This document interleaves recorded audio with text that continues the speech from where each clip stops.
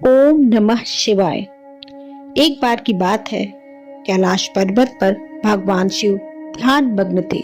उनके चारों ओर दिव्य ऊर्जा का प्रवाह हो रहा था। माता पार्वती उनके साथ ही थी और प्रेम पूर्वक उनकी सेवा में लगी हुई थी। एक दिन माता पार्वती ने सोचा कि क्यों ना भगवान शिव से थोड़ा परिहास कर लिया जाए, और इतना उनके मन में विचार आते ही माता पार्वती ने भगवान शिव की ध्यान मुद्रा में ही पीछे से जाकर अपनी हथेलियों से दोनों नेत्र मूंद दिए। उनके ऐसा ही करते ही सृष्टि में अंधकार छा गया। जैसे ही माता ने भगवान शिव के आंखों ढकी, पूरा ब्रह्मांड अंधकार से भर गया।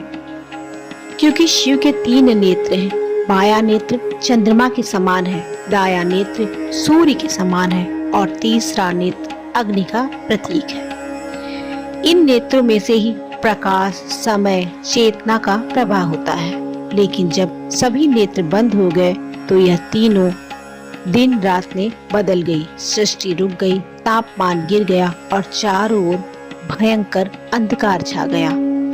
अंधकार से उत्पन्न हुआ असुर अंधकासुर। इसी अंधकार में भगवान शिव के पसीने की एक बूंद पृथ्वी से धरती पर जा गिरी।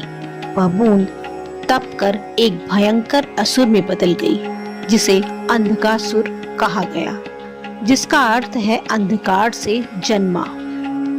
अंधकासुर बहुत ही बलशाली, घमंडी और अहंकारी था। वह बड़ा ही संपूर्ण ब्रह्मांड को जीतने वाला था। ब्रह्मा जी से उसने वरदान प्राप्त किया कि उसे कोई भी मार नहीं सके, जब तक कि उसके माता पिता स्वयं न उसे मारे।